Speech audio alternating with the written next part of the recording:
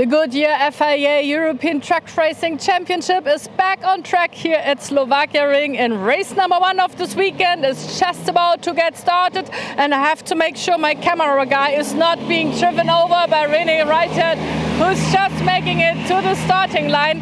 And I really love how excited the fans are about the racetrack. Have you been here plenty? I'm sorry, I didn't hear you. You come here a lot? I'm here always. Always. And you love truck racing? So much. Okay, good. So it's time for you to walk over into the grid and maybe see some of the drivers personally before the race is going to be starting out. Do you have any favorite? Are you a fan of a specific truck?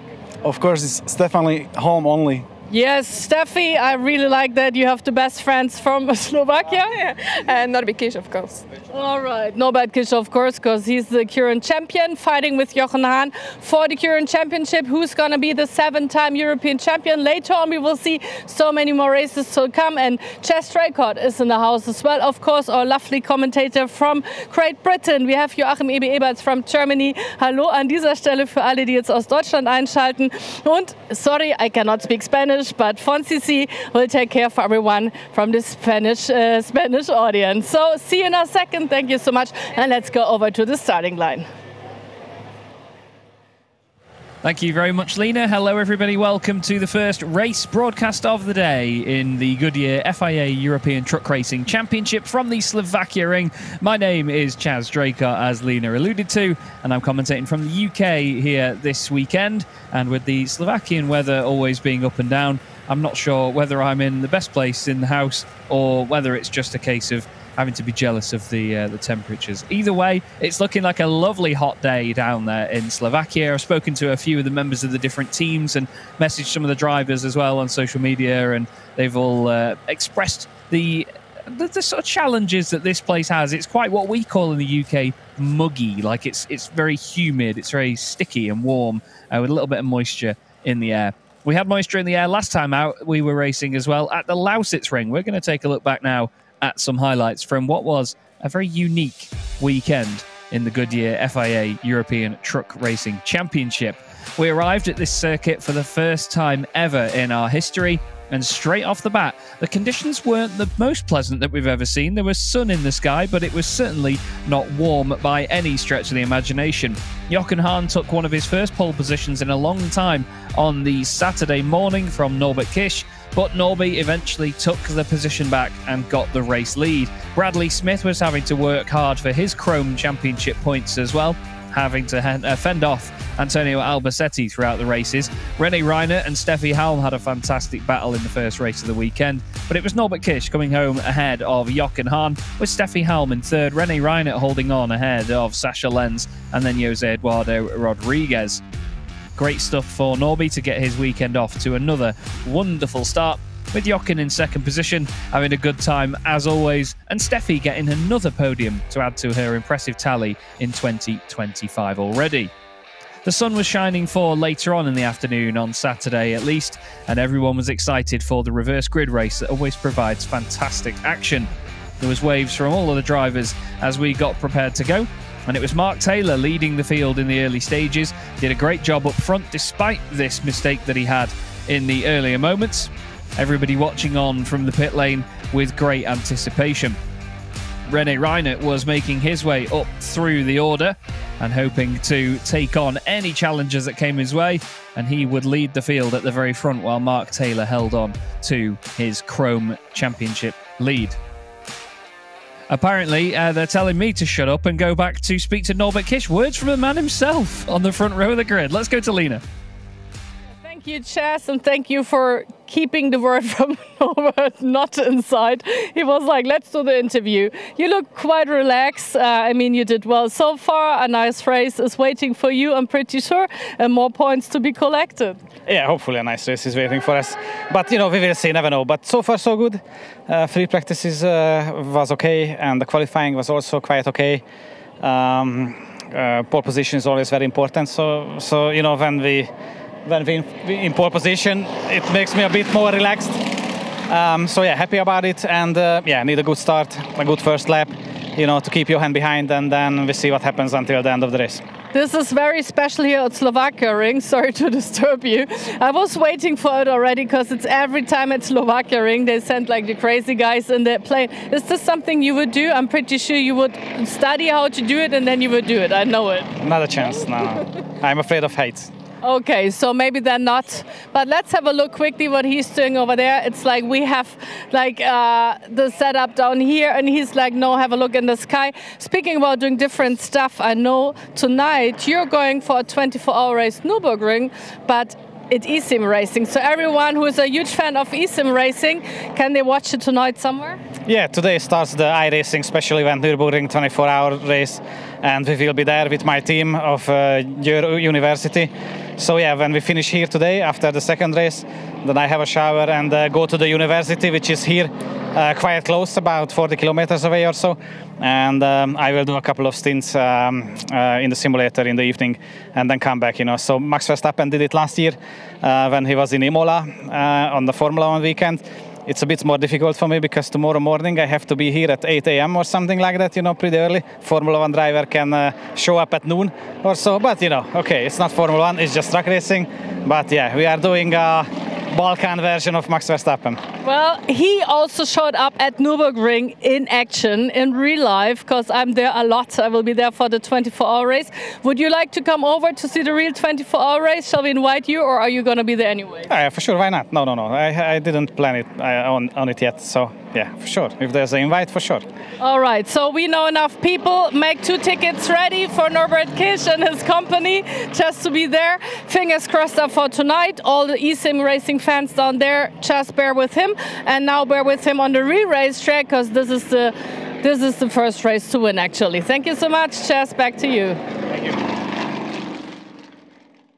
I tell you what, there's not much better than standing on a grid itself at a wonderful place like the Slovakia Ring and getting an air show trackside at the same time as well. But yeah, Norbert Kisch representing the world of sim racing very well as well. He's an avid sim racer, he uses the sim a lot to practice for these sorts of things, and he is very active within the world of iRacing and very successful there as well with some fantastic teams on his side. It's where I started my career as well. Sim racing is a wonderful tool for many things, not just driving, but it's where I honed my skills as a commentator and eventually got picked up to come and do commentary on real world motorsport as well, as we call it.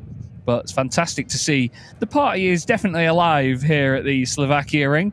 This wonderful aircraft. It's not what I usually know as an extra 300 stunt aircraft. It looks similar, but it's definitely not. But look at the incredible maneuverability on display here. It's these sorts of displays with these smaller propeller aircraft usually really do break physics.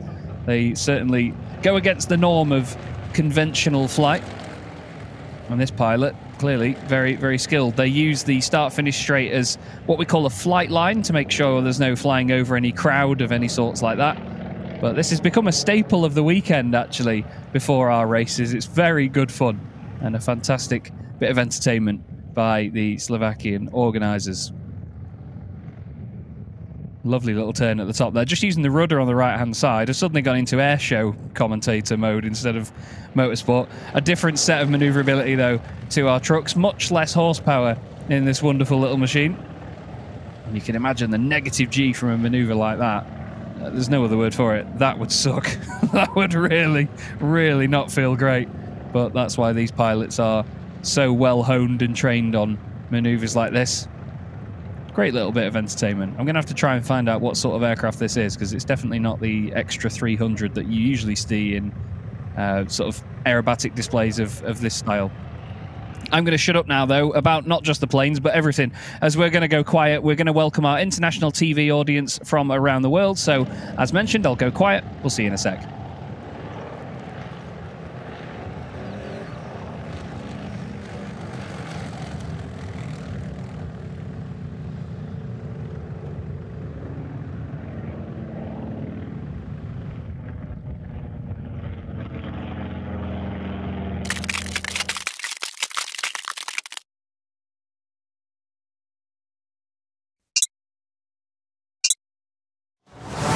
Big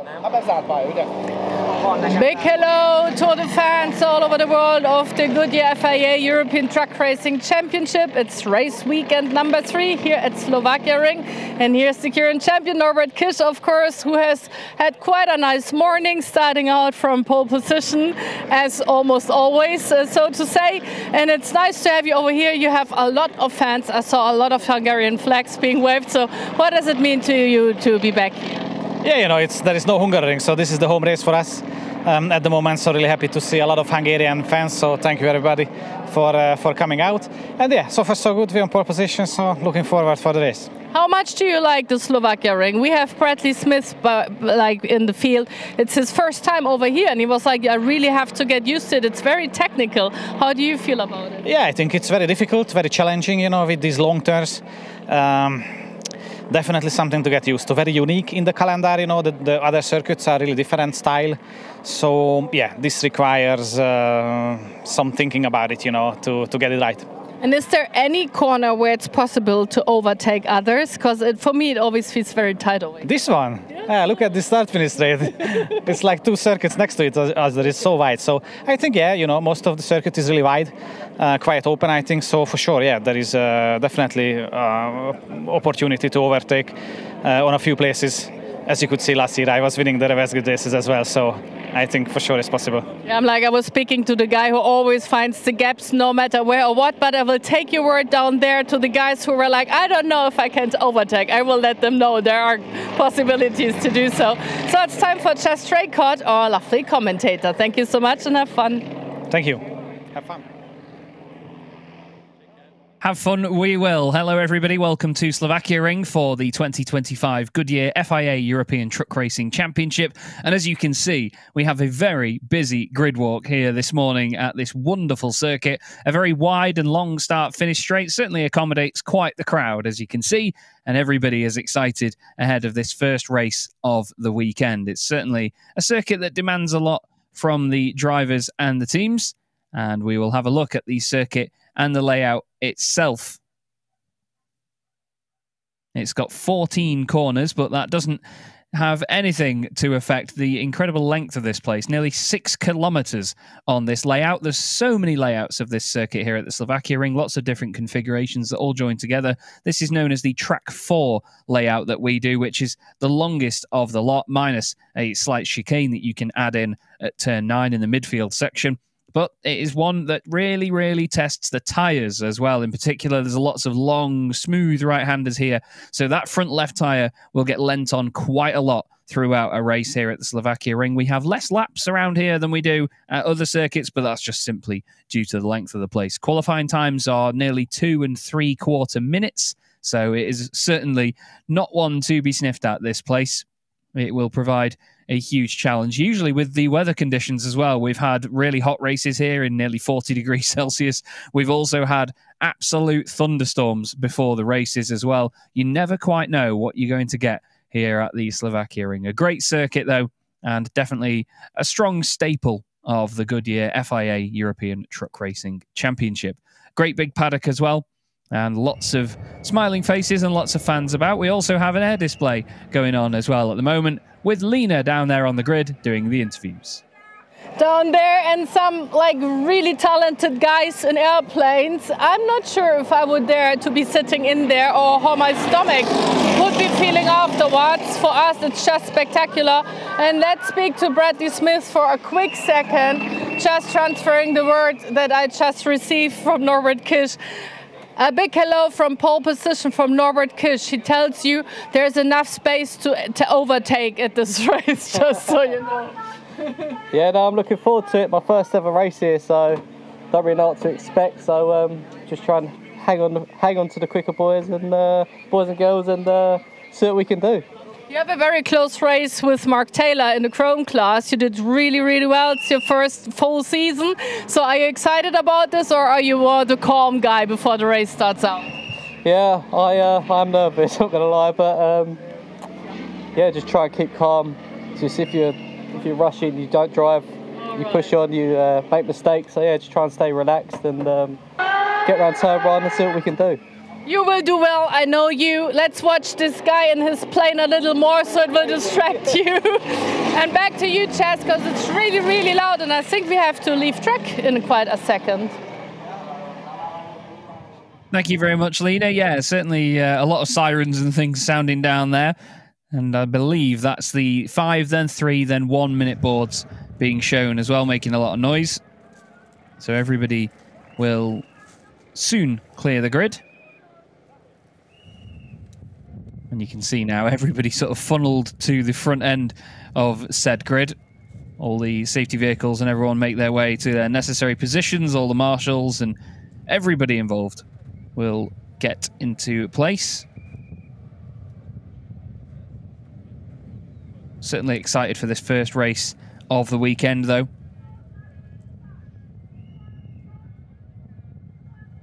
And I'm sure a lot of the teams are as well. It's one that has quite a bit of apprehension about it.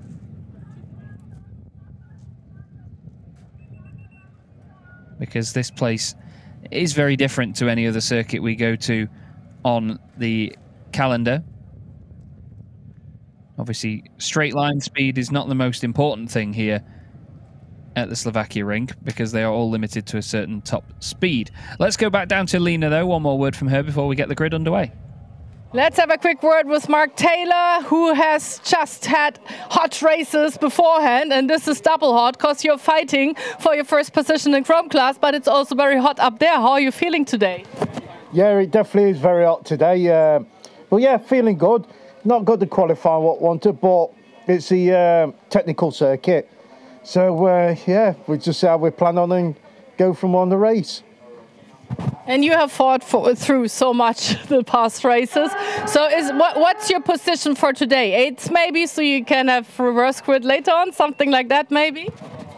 8th place will be nice for the reverse grid, but we'll see how we place. Let's see what happens in the first corner. All right, the engines are starting. I'll let you go. Thank you so much. Let's see how the game goes. John Newell over there, ready to race. Clemens Hecker over there. He just had a broken screen. Looks like they kind of fixed it. Then we have Luke Garrett.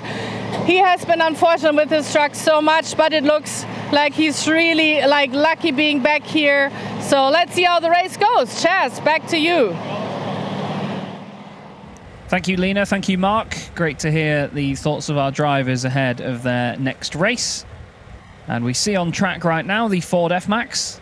2019, the Ford F-Max was International Truck of the Year. It is now the official truck of the Goodyear FIA European Truck Racing Championship as well. With this long-standing partnership with Ford Trucks, we're very grateful to have them on board. We have this orange and black machine. And a lot of you will remember me constantly saying that there's a blue and white one in the paddock as well. There isn't this weekend. It's black, silver and green. You will see it at some point over the course of the weekend, whether you are just watching us here on your broadcasts from home, and we hope you're enjoying the coverage, by the way, or whether you're actually on site as well. You'll be able to see it in the fan village. We have more on that as the weekend goes on. We also have Eurovag here this weekend. They provide fuel card and innovative payment solutions for companies within the road freight industry across Europe. And they've got a fantastic activation here on site this weekend at the Slovakia ring, which is lovely to see. They really have brought the party with them. I've been sent a few pictures from within the fan village, and they've got all sorts from Transformers in there to loads of hats and merchandise and things. It certainly is a really good place to be.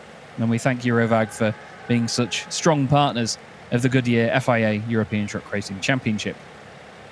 Looks like Stefan Faas has taken the grid box quite literally on the right-hand side of the shot there. He's a little bit further back than Bradley Smith on the same row of the grid.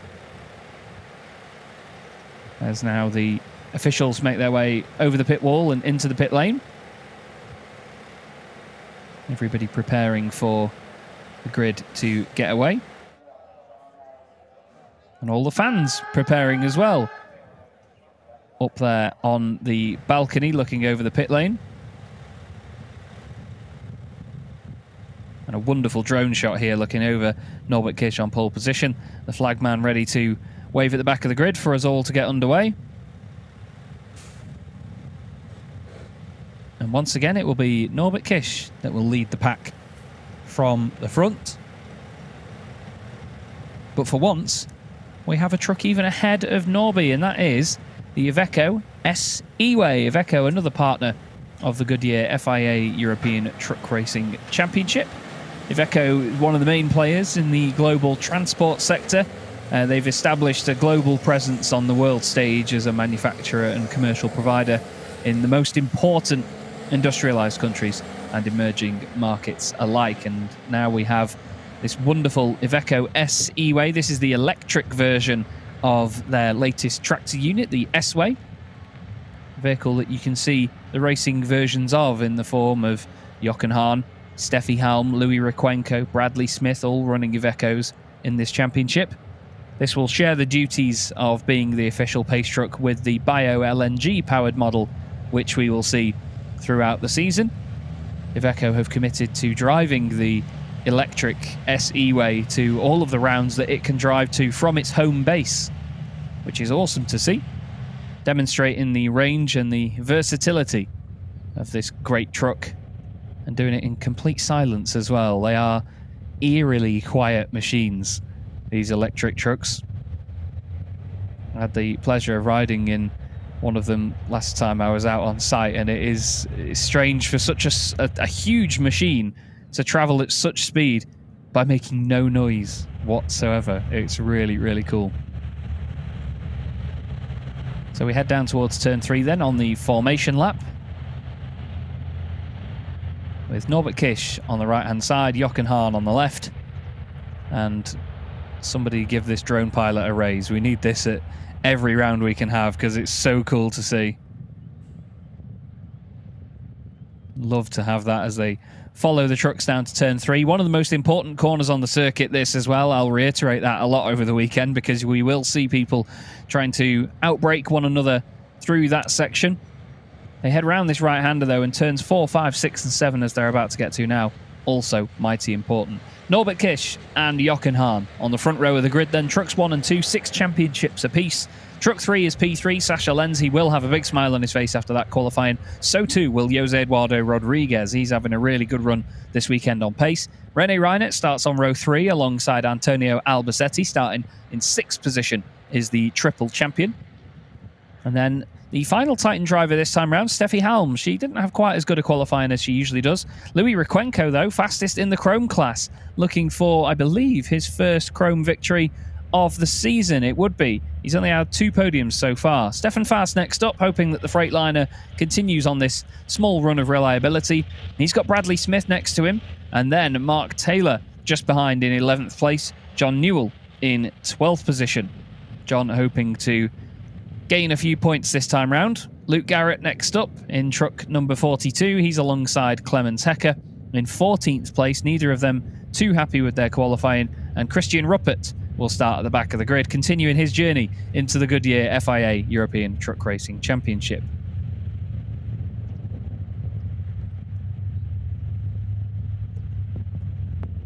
So we make our way down towards turn 10 now.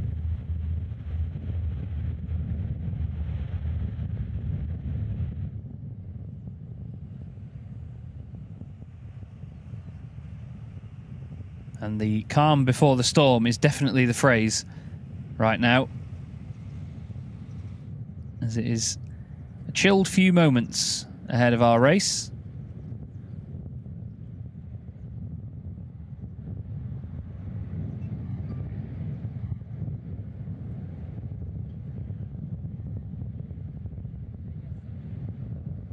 And everybody is on the balcony on top of the start-finish straight with great anticipation. There's a lot of people around the grass banks as well, all around the edges of the circuit.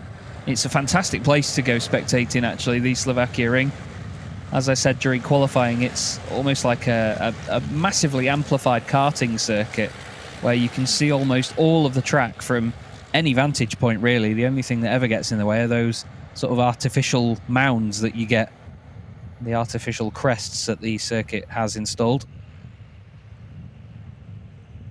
There is Christian Ruppert in the number 29 machine. He's got a lovely sticker on the side of that truck that says sponsors welcome. And hopefully Christian secures said sponsors with just the sheer passion and positive energy that he brings to his racing. He may not be at the top of the timesheets, but but he's definitely up there at the top of the level of atmosphere that he brings. Here we go then, side by side and underway for the 9th race of the season here in 2025.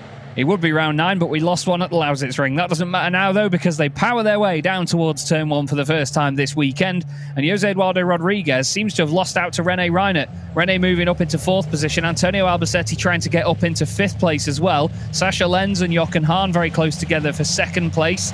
Nearly a bit of contact between Antonio and Jose Eduardo there. Jose is the mentor to... Antonio is the mentor to Jose Eduardo. So they definitely don't want to make contact. Looks like there might be 3 wide in the middle. I think Mark Taylor's just made contact with Stefan Faas. I can hear tyres screeching away. And it looks like Stefan has had a bit of contact on the left-hand side as well. Have they gotten away with it? I think they have. Christian Ruppert didn't seem to be in the picture for a moment there, though. I hope he's still made it through. But it's Norbert Kish leading the way. Jochen Hahn 2nd. Sasha Lenz 3rd. And oh, it's John Newell that has gone around. I was going to say, I'm sure there was another truck missing as well from what I was counting there. John Newell is off in the gravel on the exit of turn 2, and I'm not sure whether he's able to get out of there. The incident is under investigation, and if John cannot get out of there, then that will be a red flag, because that will be in a very dangerous position should anybody else go off at turn 2. It's a very high-speed corner, and John wasn't very far away from the road. I wonder if we can just see him in the background at the top of the shot. There's a bit of bodywork, and yeah, John is still there. He's on the exit of the corner, or sort of, he's on the outside partway through the corner. I think there was contact on the way in. It looked like Mark Taylor went down the inside of Stefan Faas. And yes, the red flag has been called.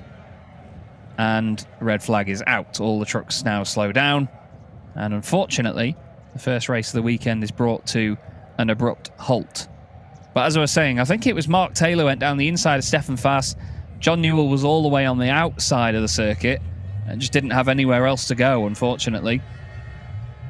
Just saw the moment that Mark's truck sort of hopped up in the air. There's no front left corner on Mark's machine either now as a sign of that. But I think then Stefan ran wide into the side of John Newell as a result of that.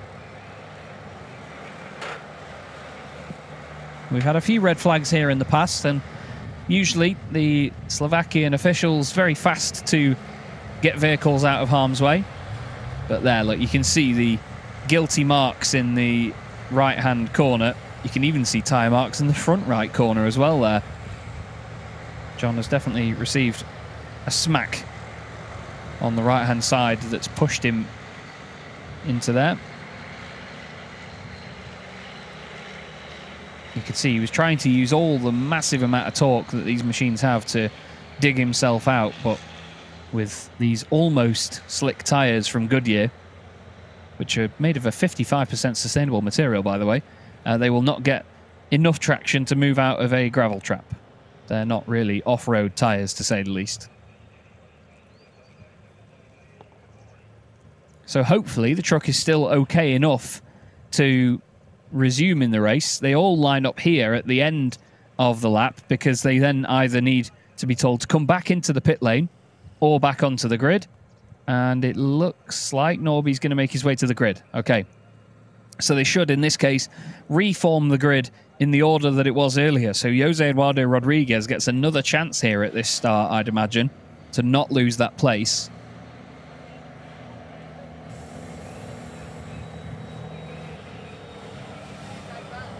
We'll have to see whether he can make use of that.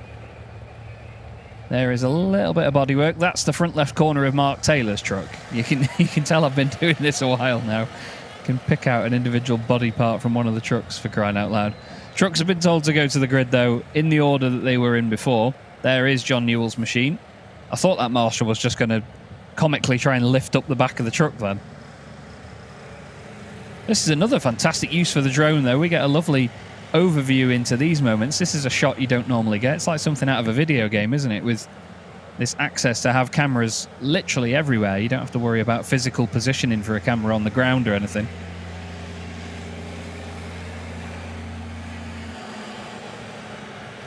Sounds like John is keeping the revs up just to keep the thing going. Leans out of the cab just to have an eye on what they're doing. He will need to basically just operate the front wheels just to make sure he is dragged back in the right direction. He's made quite the pit there in the sand. Oh, they've got to be careful of that front bumper.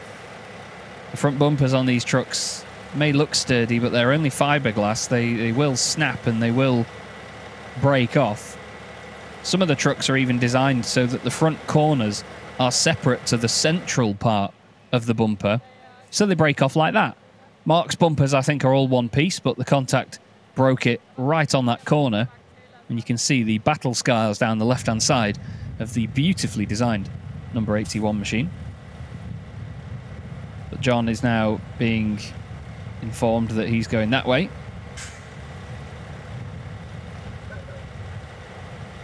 Good bit of visual, well, especially with the side, the branding there, visualised it written on the side of the truck. It's a good moment for the sponsors to get some airtime. Not quite in the circumstances they would have liked, but at the end of the day, it is shown on the broadcast for a little bit longer. They'll just make sure the other vehicle is clear. There's Connie Tolkun from the FIA just going down to do some checks on that front corner of Mark's machine, make sure it is all safe and good to go for the remainder of the race.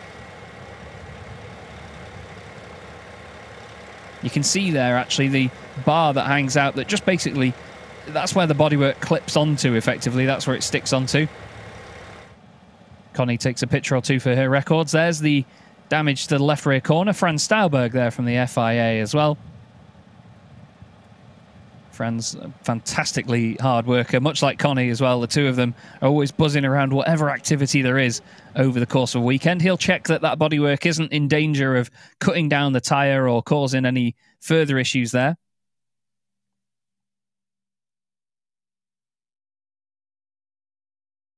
And they can also, I mean, as you can see, they can help the teams organise fixing this because they have to put it back into place. There's rivets and bolts and all sorts to hold these pieces together. I'm not quite sure what the instruction was there. He was almost saying, watch him. I don't know if he wasn't supposed to be there or something. That seemed like a strange interaction there for just a moment. Maybe get him off the grid? I don't know. Still, there was a couple of tools left around the rear of Stefan Fast's machine there. You could see the leaf blower. Another thing you can see is the all of the doors open as, oh, there is the moment that John went in. You could see all the smoke. You could see him backwards and around. And my assumption would be that it was Mark Taylor on the inside, Stefan Fast in the middle, and on the left, on the outside, was John, and unfortunately he just got caught up in it with nowhere else to go. Apparently the marshals are just sorting the gravel now, playing with one of the world's largest sand pits. Unfortunately, though, the actual stones within the gravel traps are not anything like sand. There's the technical form of remove that. Quite Neanderthal lightweighting that was. Gentlemen there offering zip ties. If you can't fix it with zip ties or duct tape, you're not using enough. Is that a rivet gun?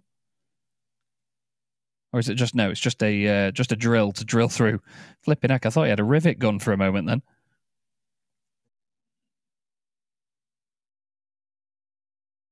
Just getting the repairs sorted. Luckily, they've got time now. And there you go.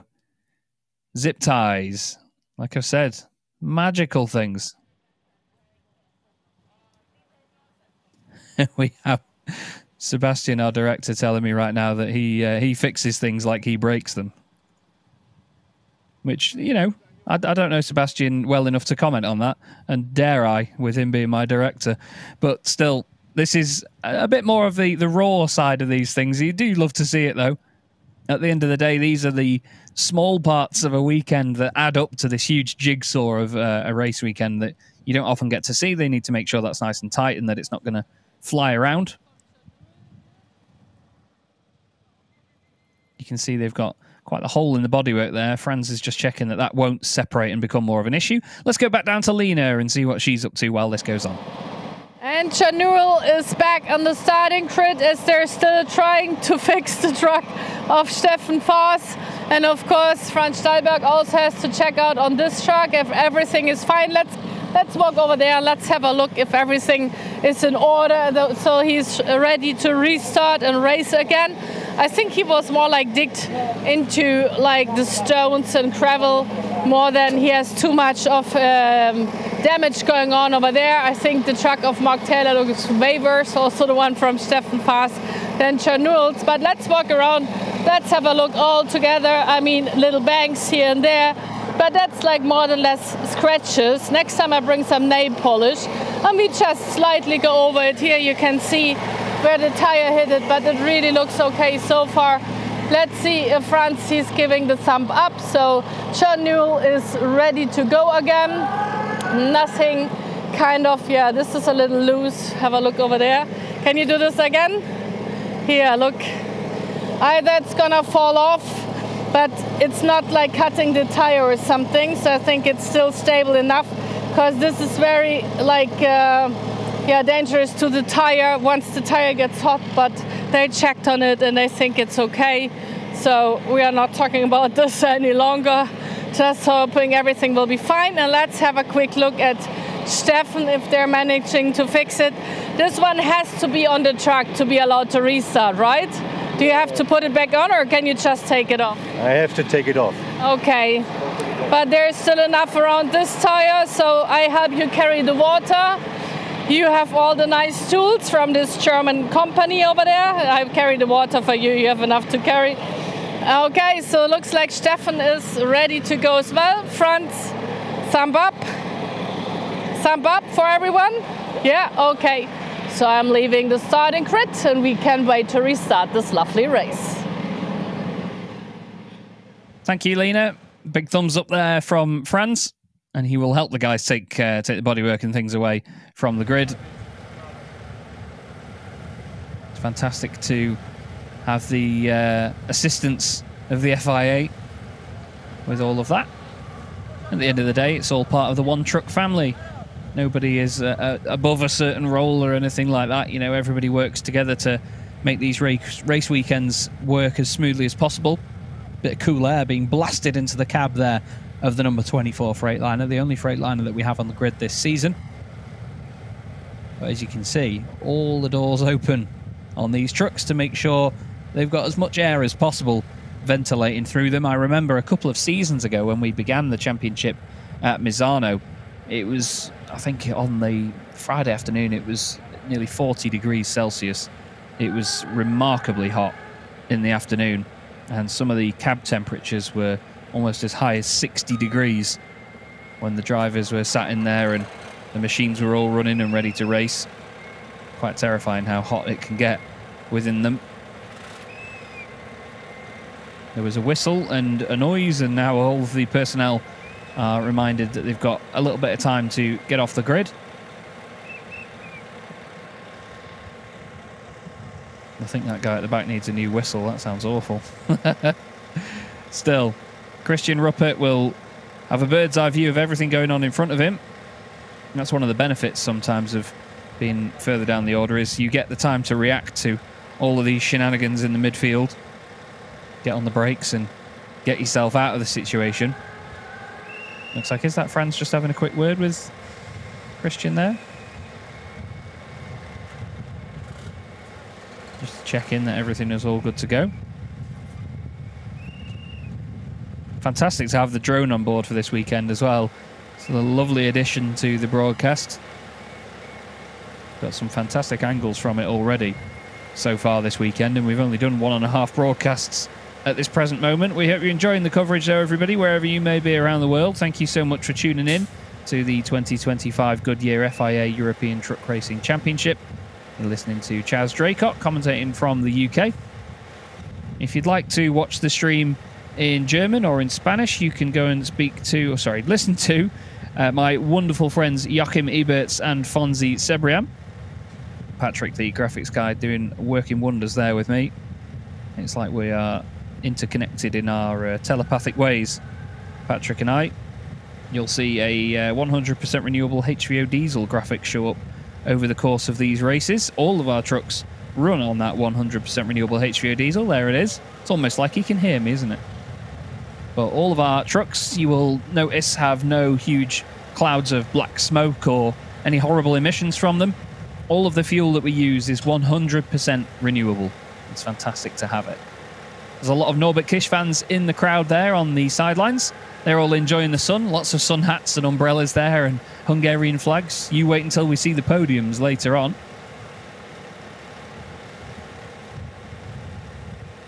There is a very enthusiastic waving of the green flag at the back. That guy likes his job. Now the Iveco SE-Way at the front will make its way off the grid. Or not off the grid, I should say away from the grid. There is the Fortune and Orstone Tyres branded machine of Luke Garrett. Lovely asymmetrical livery on their truck this season.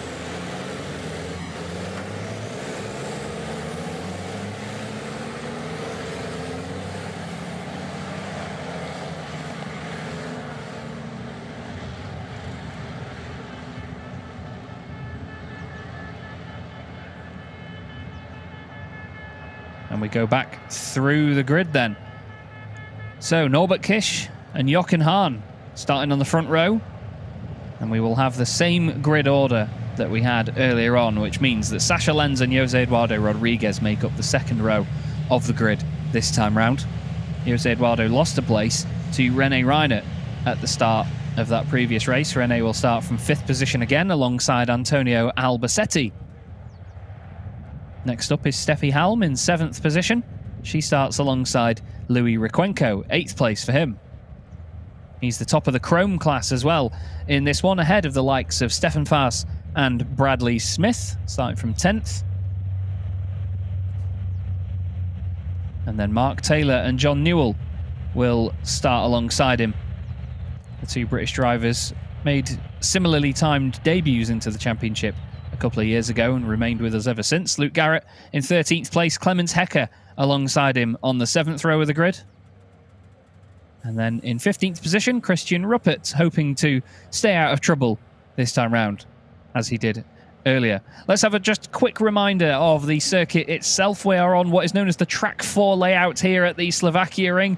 This epic circuit in nearly 6 kilometres in length has 14 very difficult turns for our trucks to navigate. It's one of the most unique challenges on our calendar in the Goodyear FIA European Truck Racing Championship, not only just because of the way the circuit is, but the conditions as well. 1 minute it could be like it is now, 28 degrees with quite a high wind, or it could be absolutely throwing it down because it's a very windy area of the region.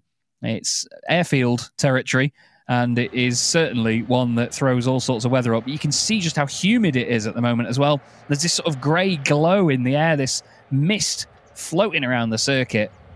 Despite the high temperatures, lots of heat haze in the air though, and not really anywhere to find shade here at Slovakia Ring.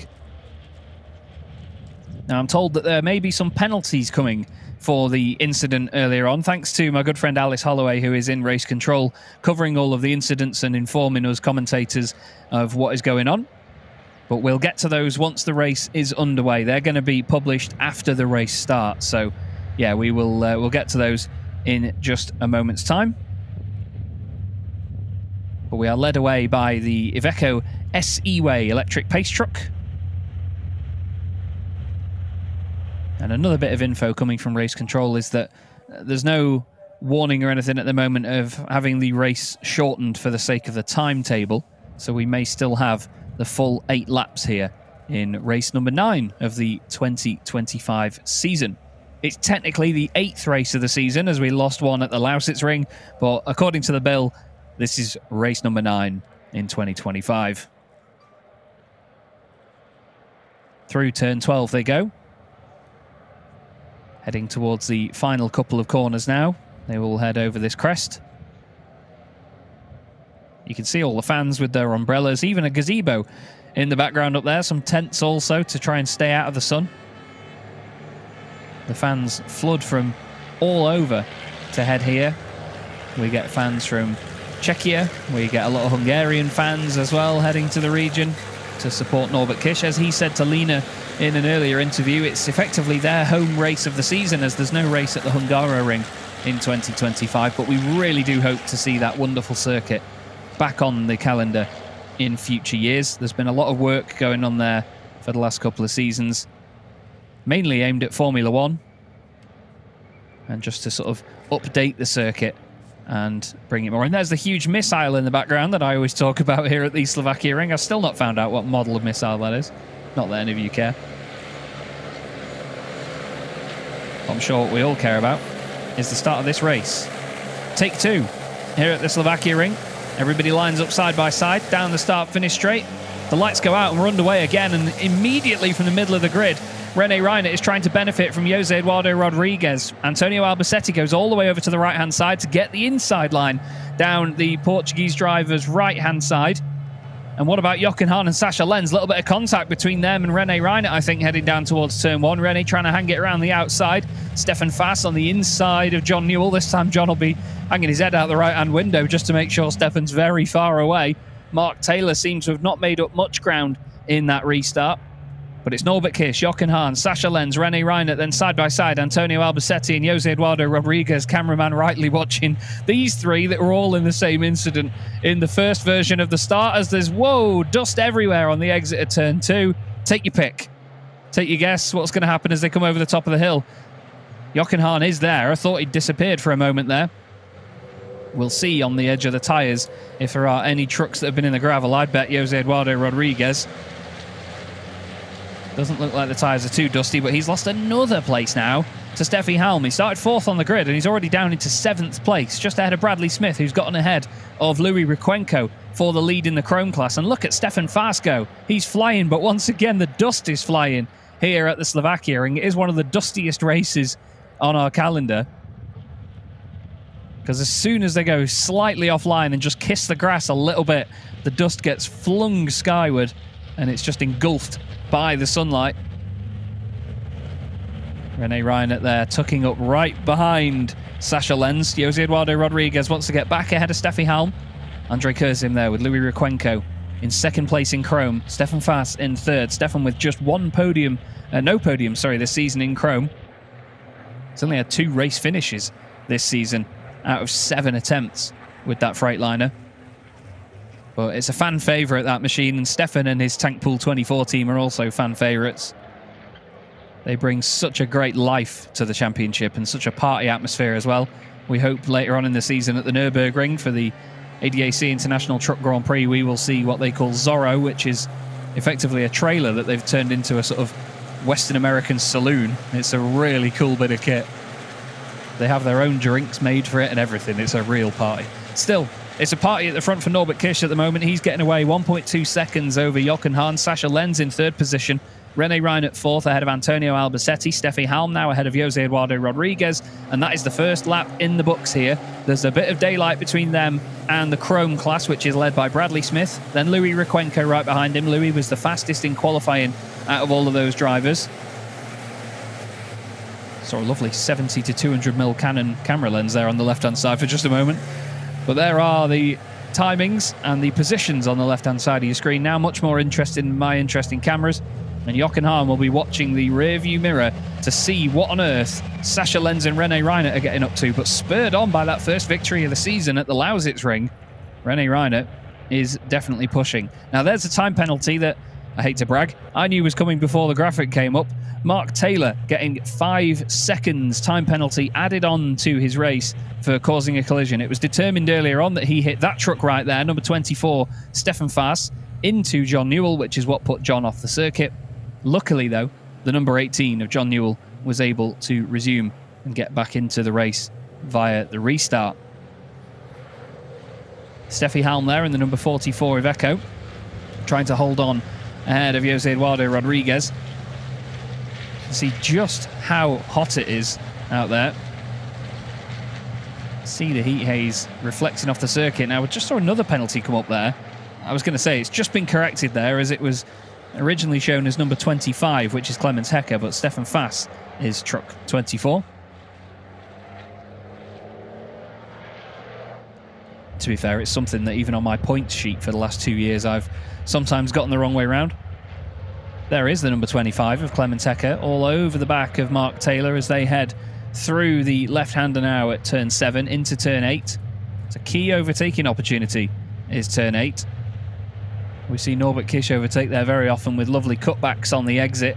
He runs wide out of turn 7, takes a late apex at turn 8 and gets the run. We'll see if he does that over the course of the weekend. Stefan Fars's truck there sarcastically waving to John Newell and Mark Taylor behind, saying, those boys may have been in an incident earlier, but I'm in front of you. How's it going? Sasha Lenz holding on to third. This is great to see from Sasha as well, especially after having a difficult start to the campaign. 2 DNFs. A DNF at Misano, I should say, but only 2 podiums this season for him. Just coming over the crest there, you can see the yellow and white Iveco of Bradley Smith. He's trying to hold on ahead of fellow Iveco, Louis Requenco, the number 64 truck, putting on big pressure. Louis looks to the inside into turn 13, but Bradley's having none of it. It's Bradley's first time here this weekend. Took his first ever chrome victory at the Lausitz Ring just 2 weeks ago. And now he's hoping for more of them here at Slovakia, because Mark Taylor is a little bit further down in the class right now in 5th position. This is Bradley's perfect chance to try and get some points over him and try and score big this time round. Just taking another little look at said point system as well for these races. Bradley finishes first in class, he'll get 20 points. Mark finishing in 5th will only get 8 points. So that will turn Bradley's, I think it's a 9-point deficit into a 3-point championship lead in Chrome. Races 1 and 3 of the weekend are all the more important when it comes to championship points, because the grid is set on merit and set on pace from qualifying rather than being a reverse grid. There's more points handed out for them. You get 20, 15, 12, 10, 8 for the top 5, and then it's 6, 4, 3, 2, 1 for the rest of the top 10. In races 2 and 4, it's simply just 10, 9, 8, 7, 6, 5, 4, 3, 2, 1 for the top 10 positions. Chrome drivers are scored separately in their class as well, so even if Bradley Smith finishes first in Chrome, but he ends up being in 10th position instead of 8th, then he still gets the maximum points in Chrome. We look here at Jose Eduardo Rodriguez now, trying to get that position back from Steffi Halm. Jose Eduardo started 4th on the grid, had a really poor start, but he's fighting with the Titan drivers this season. He had such a good championship in 2024 that he broke out of the Chrome class and made his way up into Titan classification. Titan drivers are anybody that's been a champion in the last 10 years, has finished top 7 in the overall result of the previous season, or qualified more than once in the top 5 out of everybody in the previous year. It also gets given to anybody that fulfills criteria to be an FIA, Platinum or Gold driver as well.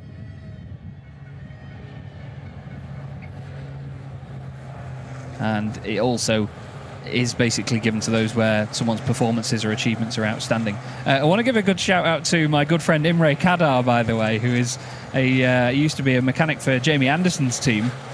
Introduced me to the god-awful liquid that is the Hungarian drink Pelinka.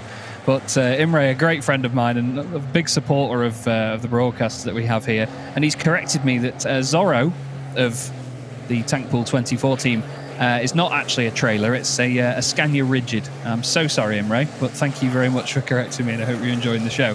Here is a show put on right now, though, by Stefan Fars himself, Truck 24 in that Freightliner. It's so rewarding. We don't have bias up here, but it is so rewarding to see that truck going well. He has had endless amounts of technical issues with it and problems with it, and now he's got it running. It's running on pace as well. Up behind Louis Requenco, Bradley Smith will be quite grateful for the fact that Stefan is putting up a bit of a fight here, because it'll mean that he's got time to try and break away from Louis and open up that gap slightly. Bradley was 0.6 of a second quicker on that last circulation than the green Iveco behind him. And I know that he will be certainly feeling more comfortable now. Like we said, it's his first weekend here. He was a little bit nervous as he spoke to Lena ahead of the race.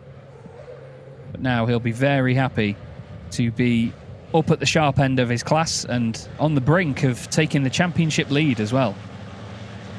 It's his first full-time season in the Goodyear FIA European Truck Racing Championship. He had the chance to join the Don't Touch Racing team partway through 2024. And the team parted ways with Andre Kurzim at the end of 2024.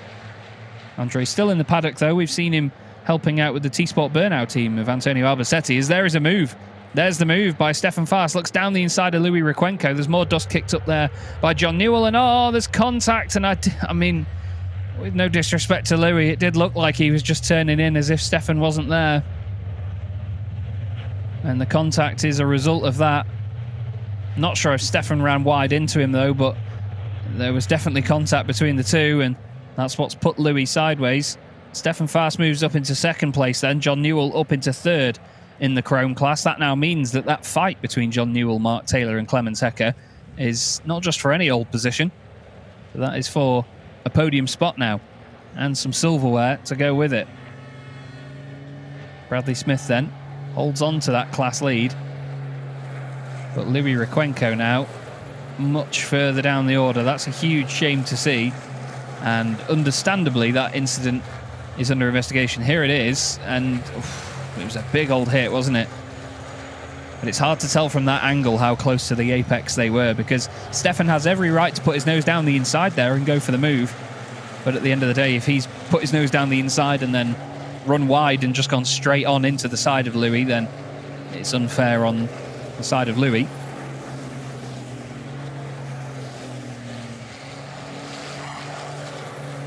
Now Clemens Hecker has dropped behind Luke Garrett as well, actually. So Luke is now hoping to take the place from either Mark Taylor or John Newell. Not sure if I've just read that wrong on the timing on the previous lap, but I didn't see that position change, so apologies. Louis Requenco dropping down. Will want to try and gain what he can back from these lot, but look how far behind he is now. Way, way off. There is Stefan Faas. Many battle scars on that machine ahead of the final race of the day later on this afternoon. No further action on that incident, so I believe that it may have been judged that Louis turned in while Stefan was very clearly alongside on the way into the corner. You could see that he left room on the way into the corner, but it seemed like he just took a late apex and had contact at quite a late stage of the corner. We see now this continued chase by René Reinert. And we're going to go into the pit lane and speak to Lena. She's caught up with somebody, I believe. Brandon, du bist im Team von Louis Requenco und er hat ja wirklich gut mitgearbeitet. Platz 2 hätte es sein können, jetzt weggeschoben. Schade, ja. Habt ihr es mitbekommen? Ja, wir haben es hier gesehen im Fernsehen.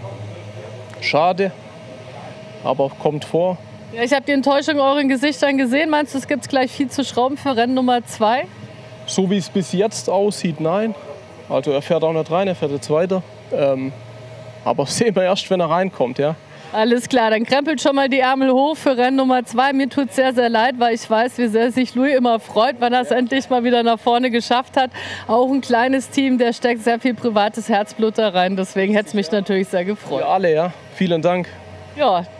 Chess, sorry, that was a German-speaking interview, and I just realized that no one understood what's going on over here. I just got enthusiastic about speaking to Brandon. Of course, they're super disappointed. Louis had the chance to get like second place. I know he always puts in his private like money, blood, love, everything. It's a very small team, so of course everyone is always hoping for those to also finally like go back to podium in the races. So they don't think too much like got damage. They're still rolling up the sleeves, get ready for race number 2 and some fixing, and yeah, disappointment is on this side for now.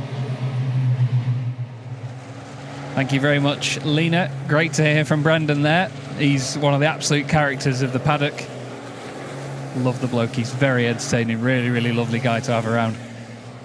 At the moment, Steffi Halm probably won't be saying the same about Jose Eduardo Rodriguez, because he is really hounding that white and red Iveco and putting on a lot of pressure to try and get any position further forward that he can.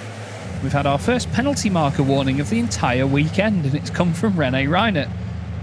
And now Mark Taylor as well, getting his first of the weekend. That's just for track limits, basically.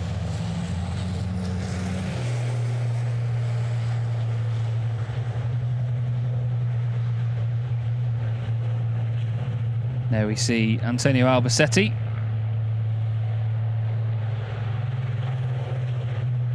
He's having a bit of a lonely race at the moment. But at the moment, he's on to get at least some solid points. But as Tim Frost alluded to, Lady Luck has not really been on their side so far this season. As Steffi Halm really having to defend here ahead of Jose Eduardo Rodriguez. You can tell she put the Iveco right in the middle of the corner there, so Jose Eduardo had no options whatsoever. But the pace through that left-hander there looks really strong. That's turn 4 into turn 5. He's going to try and go around the outside now, but this tightens into turn 6. It's a really difficult corner, this. Looks like Jose Eduardo's got some great handling capabilities underneath him. There's a bit of a touch there, I think, as they go into turn 6. Steffi holds on. And as they now head back through the left-hander at turn 7, into turn 8, we've got a great angle on the inside of this hairpin. Now watch Jose Eduardo. He's gone for a late apex here. He's going to try and tuck it in on the exit. No, didn't quite get to the curb on time.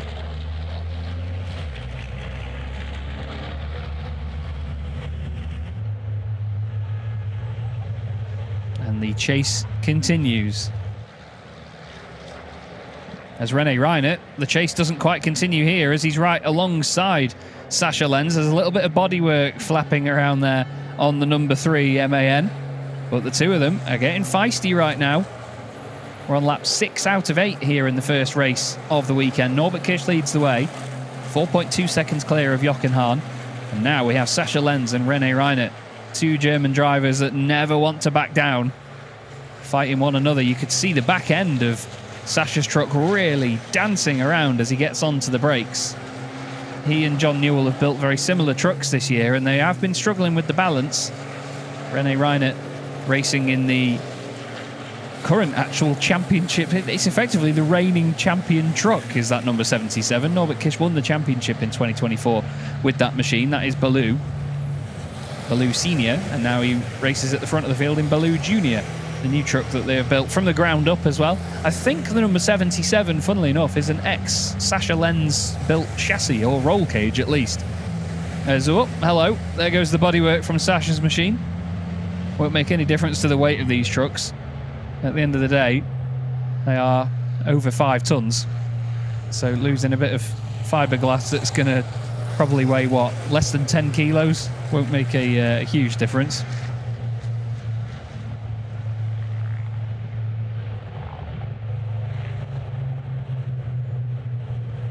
Antonio is probably seeing this and thinking, if you guys could just fight a little bit harder, then, you know, I could maybe close in on this and benefit from it. As Rene says, well, I'll fight with myself. Runs a little bit deep into turn 3. Sascha will breathe a quick sigh of relief as he sees that for a moment. Because look at the gap that's now opened up back to Rene.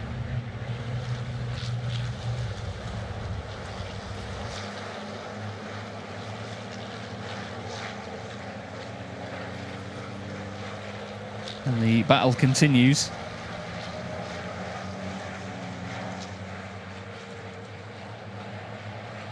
And this battle continues as well. This is Jose Eduardo Rodriguez chasing Steffi Halm. Steffi has shown us so many fantastic defensive drives in the past that, once again, this just solidifies how good a driver she is with these defensive moments. There is the bodywork from Sascha's truck being retrieved by a marshal. You can see just the size of these body panels as well as that is quickly taken away. And we have just one more lap to go after this. So the counter in the top left there tells us how many laps we've completed in these races. Stefan Faast still holding on to second place in the Chrome class. He'll be pleased with that. John Newell doing everything he can to hold on ahead of the likes of Mark Taylor and Luke Garrett, two guys over in the UK for a long, long time. They all get on really well, do the British boys. They're all a good laugh, and I know they'll be having quite the good bit of fun doing this as well, fighting each other over here in Slovakia, all on a very similar level. There's a yellow flag on the right-hand side of the circuit there. I wonder what on earth that's come out for. green flag there as they go. Ah, okay. Was there a bit of bodywork on the circuit up there? Didn't know if I saw a bit of debris on the crest of the hill in the background. You'll have to forgive me. I get a slightly lower bit rate, as we call it, for the international feed. So I couldn't quite make out what that was. You guys at home may have a slightly better picture than me, but I do wonder whether there was just a little bit of debris or something, hence the yellow flag just as they went over the crest there, in case they're blind to it.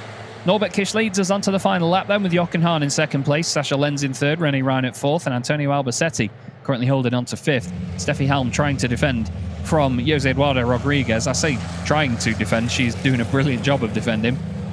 And so too is John Newell. Mark Taylor, Luke Garrett and Clemens Hecker all queued up behind him, trying to gain time and gain places. It's not working right now for him.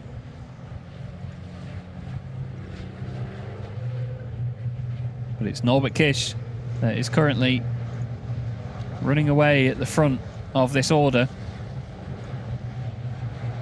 Once again, showing us all how it's done in races 1 and 3 of the weekend, as usual. He and the team have become so accustomed to doing this. He's got a busy old day though, as Norby. As he told Lena in an earlier interview, he's taking part in the iRacing special event in sim racing this weekend, the Nürburgring 24 Hours. He's racing from a university that is near to the circuit. He'll be taking part in that, and then back at the circuit bright and early tomorrow as well.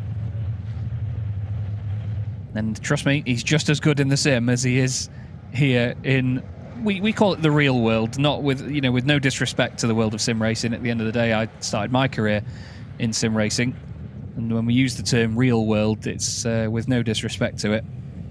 But Norby is just as quick here as he is there. It's remarkable, absolutely remarkable. It's great as well to see that the talent translates. It shows you just how realistic the sims are these days. Norby uses the sim to practice for these events as well, just get used to different setup changes, how the truck behaves. He learns the behaviours of these machines underneath him, and Revace Racing give him such a wonderful platform to race with in this incredible truck. They are such an untouchable team. And as he heads out of the final corner for the 7th time this season, Norbert Kish wins in the Goodyear FIA European Truck Racing Championship. A fantastic victory indeed, by some 7 seconds, I imagine, at the line over Jochen Hahn. 6.4 in the end. Sascha Lenz gets his 2nd podium of the season. René Reinert 4th place. Antonio Albacete 5th. Steffi Halm in 6th. Jose Eduardo Rodriguez next. Bradley Smith takes his 2nd win of the 2025 season in the class. He takes the chrome victory. Stefan Faas, 2nd place for him. He'll be buzzing with that one. That is their first podium of the season in chrome as well. That's lovely to see. Absolutely lovely to see from Stefan Faas. Let's not forget, Mark Taylor will have a 5-second penalty applied as well. He was 33.2 seconds off the lead. That will put him behind Luke Garrett and behind Clemens Hecker as well. So that will mean that there's quite the change to the result there. So it will be Garrett, then Hecker, then Taylor, and that means that Bradley Smith will take the lead in the championship when it comes to the chrome class. But it's Norbert Kish with his 7th win of the year, and he is certainly streaking away with this championship lead once more, securing it in the early stages. Hard to beat at the moment. He will now have a 29-point advantage at the top of the championship over Jochen Hahn. Steffi Halm will hold on to 3rd. And apologies, that is Sascha's 3rd podium of the season this year. Got one in Misano in race 2, one at the Lausitz Ring in race 2, and now starts the weekend off strongly.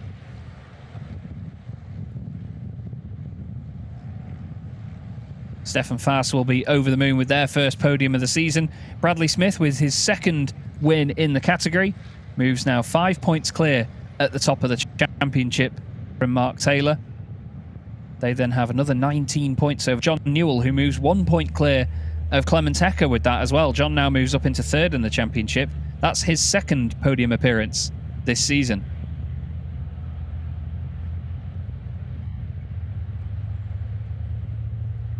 And a very positive race, that one, I'd say. Very positive indeed.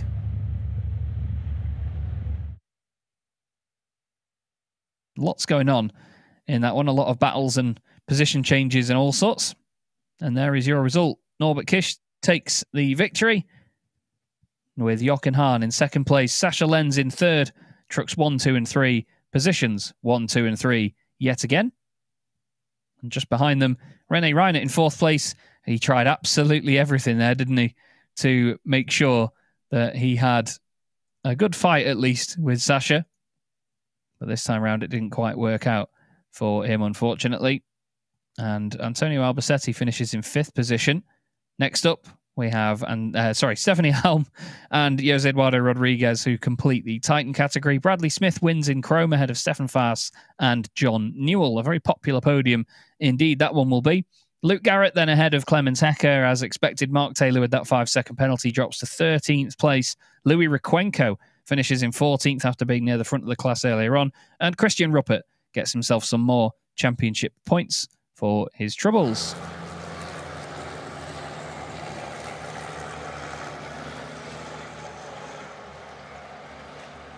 So all the trucks now make their way back into the pit lane. We've had 4 different winners in the Chrome class so far this season. Mark Taylor with 4 wins, Bradley Smith with 2. 1 win to Clemens Hecker and 1 to Jonathan Andre, who isn't with us here this weekend, unfortunately. Race-by-race entrant in the championship. We hope to see Jonathan back for future rounds. We may see him at the Nürburgring and potentially Most, I believe. There is the MAN of Norbert Kish. He takes the race victory for the first race of the weekend in the Goodyear FIA European Truck Racing Championship. 7 wins, 7 podiums so far for Norby. Every time he's been on the podium, it's been the top step. Funnily enough, for Jochen Hahn, every time he's been on the podium, it's been the second step as well this year. No race victories for Jochen yet. Sascha Lenz also. Every time he's been on the podium, it's been third. Same with Steffi Helm as well. But considering this is effectively their home race, this one will be great news for Norby. Great way to start their weekend here in Slovakia. And he'll be hoping for similar success in the iRacing Nürburgring 24-hour later on. Just having a quick look over at the tyres just to check. A little bit startled by the camera still being there at that point. And a congratulations from the team. A big hug with Csaba Bacco, his engineer. Good hard work by Revace Racing once again. And handshakes and congratulations all round from the team.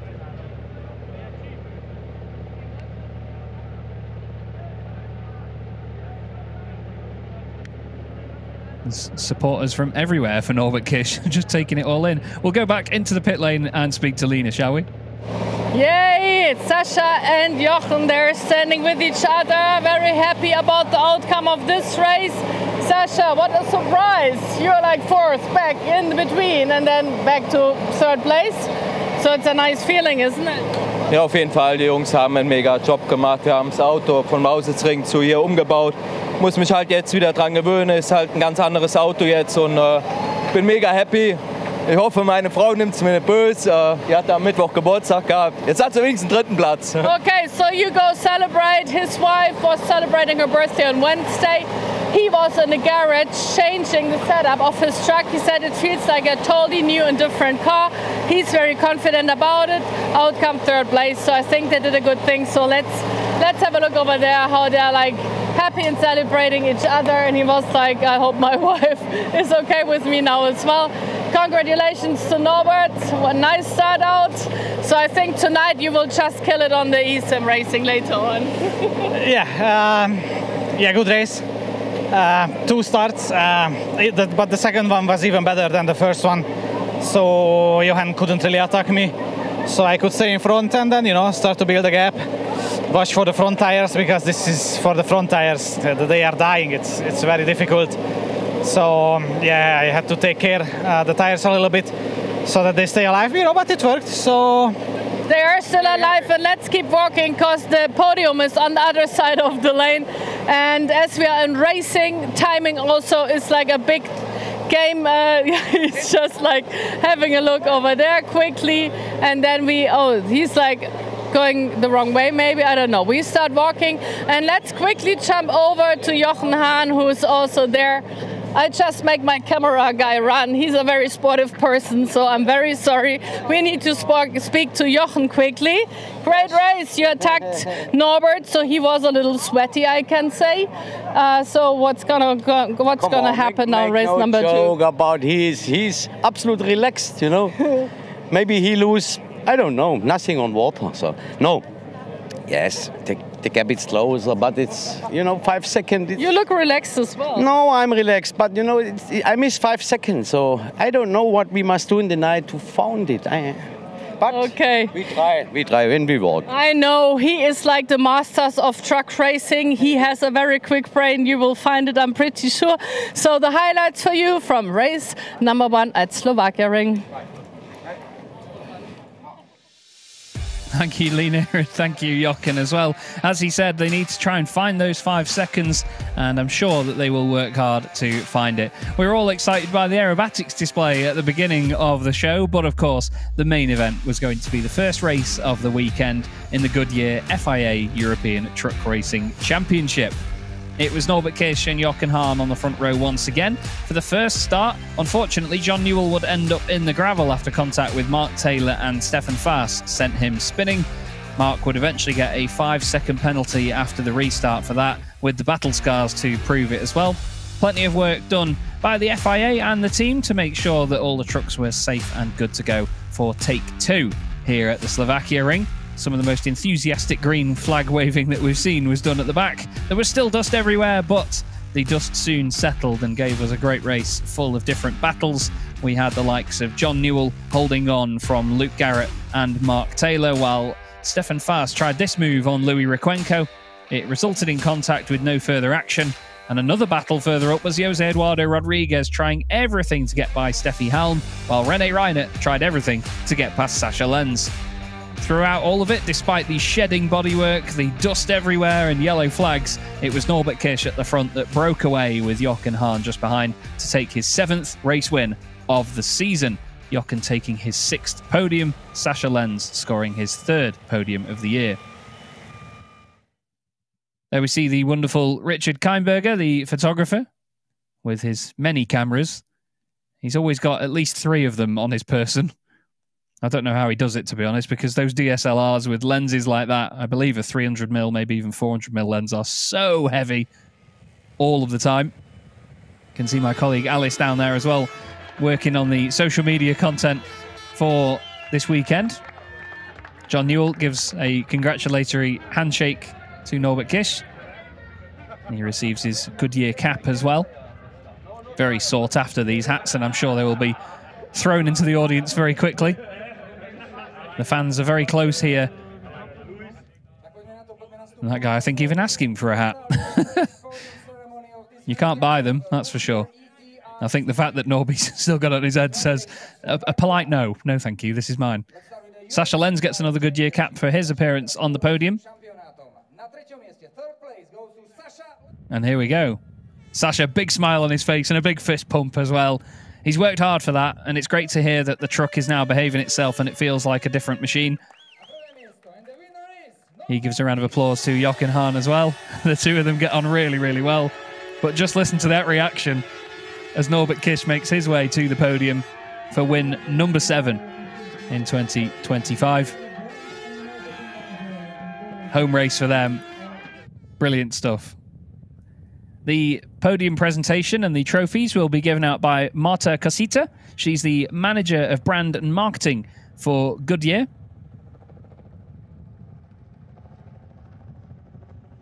She is their representative for the weekend, handing the trophies to Sascha Lenz and then Jochen Hahn and race winner Norbert Kish. A fantastic view from the drone here as well, actually, from this camera, which is lovely to get.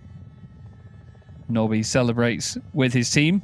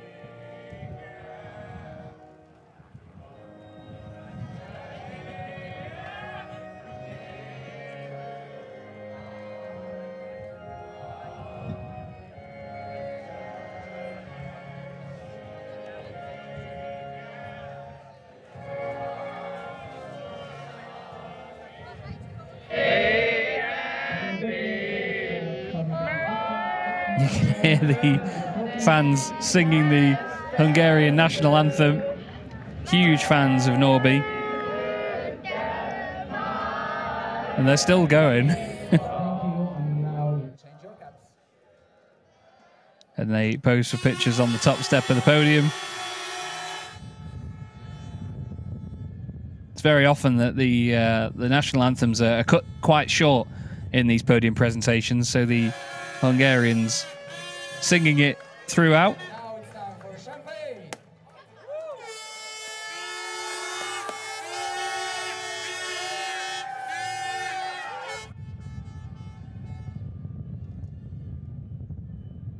And the champagne is sprayed. Fantastic to see. A lot of them will be absolutely soaked, but they'll love that. That'll go nice and warm and sticky as the day goes on. Jochen, I think, might spray some of them down there in the pit lane. Jochen and Sasha are quite mischievous with the champagne, but wait till later on. I'm sure they will enjoy a champagne shower with the heat of the Slovakia ring.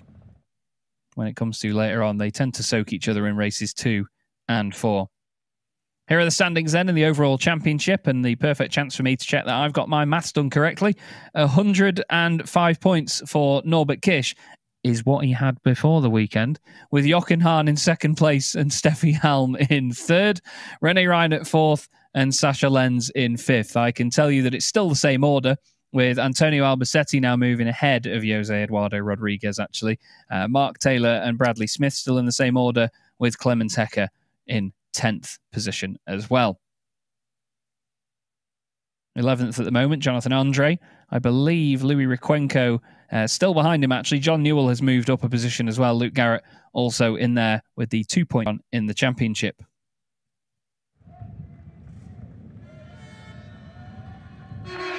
And now the Chrome podium, John Newell, Stefan Faas and Bradley Smith, who takes his second Chrome win of the year and moves to the top of the championship now. He'll be really pleased with that. Marta Casita gives out the trophies again, the manager of brand and marketing for Goodyear in the EMEA region. Oops, indeed. I heard something about one of them mentioning Ivico there. I think that was Stefan for a moment, but Bradley taking his second win in Chrome. Not bad for your first appearance at a circuit like this, eh? And we should now have the national anthem of Great Britain for our race-winning driver.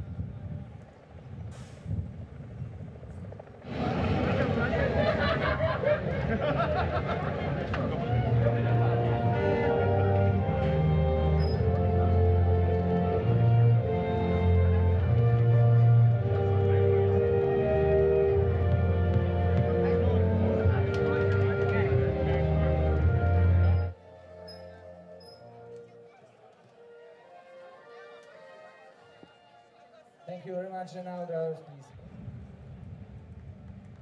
And there we go, the radio edit of the British national anthem there for Bradley Smith. They all pop up onto the top step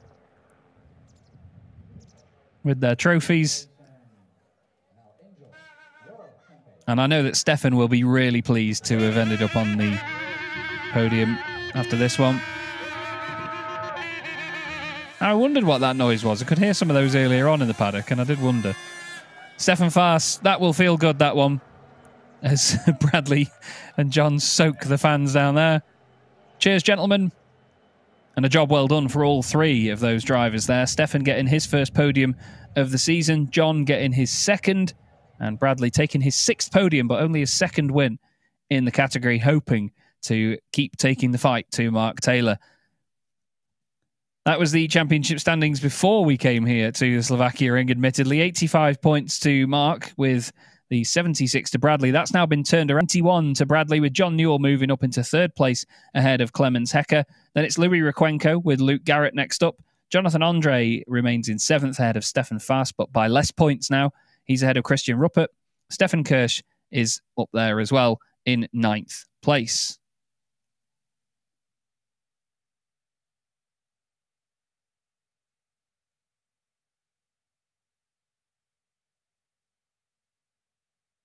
And now the sunlight will continue to bathe this wonderful venue and this wonderful circuit. the team's podium takes place. And again, Marta handing out the trophies. Chababako there on the top step with great reception. And we're going to hand back down to Lena. And to Bradley Smith, he was so excited, and now he's even more excited, but not furious anymore.